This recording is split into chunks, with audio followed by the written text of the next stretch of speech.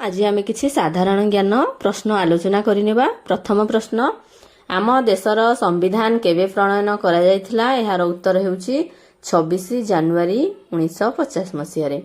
केउ व्यक्ति को भारतीय संविधान जनक बोली कहा जाए?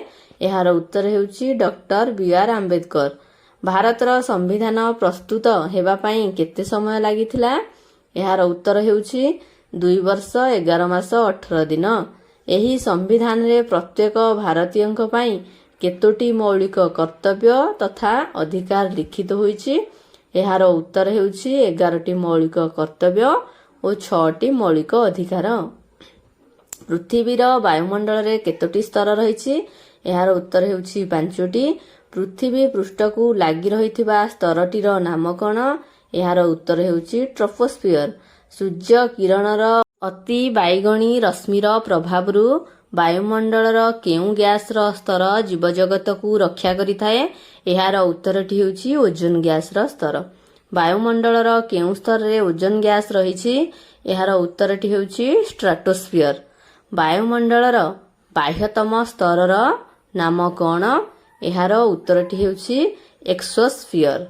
जदि आपनको ए वीडियोटी भल लागुथाए ताहले मो चैनल को सब्सक्राइब करंतु एवं ए वीडियोटी को लाइक करंतु। आसंतु परवर्ती प्रश्न आलोचना करिबा।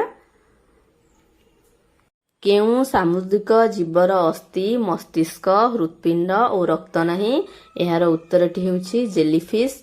केउ माछ शरीररु विद्युत जात करि पारे? एहार उत्तरटी हेउछि इलेक्ट्रिक ईल। केउ सामुद्रिक जीवर 9टी मस्तिष्क और 3टी हृत्पिंड रहिछि? एहार उत्तरटी हेउछि ऑक्टोपस। केउ जीवर शरीर रे 32टी मस्तिष्क रहिछि? एहार उत्तरटी हेउछि जोको। भारतर जातीय जलचर प्राणीर नाम कोन? एहार उत्तरटी हेउछि गंगा नदीर डॉल्फिन माछ। पृथ्वी रे केतोटी महादेश और केतोटी महासागर रहिछि? एहार उत्तर हेउछि 7टी महादेश 5टी महासागर। बृहत्तम सागरर नाम कोन बा बृहत्तम महासागरर नाम कोन? एहार उत्तर हेउछि प्रशांत महासागर। सौर मंडलर बृहत्तम ग्रहटी किए? एहार उत्तर हेउछि बृहस्पति। केउ जीव पक्षी न हेले मध्य पक्षी परी उड़ी पारे? एहार उत्तरटी हेउछि बादुड़ी। पृथ्वीर उच्चतम प्राणीर नाम कोन? एहार उत्तरटी हेउछि जिराफ। मनुष्य शरीर रे केते खंड अस्थि अछि? एहार उत्तर हेउछि 206। से मध्यरु बृहत्तम अस्थिर नाम कोन? एहार उत्तर हेउछि फेमुर। आम शरीर रे थिबा मांसपेशीर संख्या केते? एहार उत्तर हेउछि 639।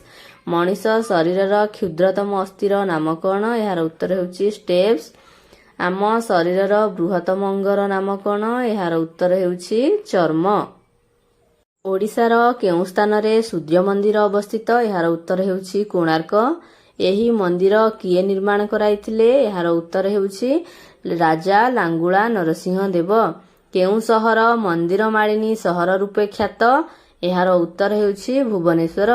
आम देशर एकमात्र ब्रह्मा मंदिर केउठारे अवस्थित? एहार उत्तर हेउछि पुष्कर, जोटा कि हमर राजस्थान राज्य रे अवस्थित। विश्व विख्यात ताजमहल केउ स्थान रे अछि? एहार उत्तर हेउछि आग्रा, उत्तर प्रदेश। ताजमहलर निर्माता किए? एहार उत्तर हेउछि मोगल सम्राट शाहजहान। जदि आपण मानकु ए वीडियोटी भल लागि थाए ताहले आपण मो चैनल को सब्सक्राइब करंतु, ए वीडियोटी को लाइक करंतु। धन्यवाद।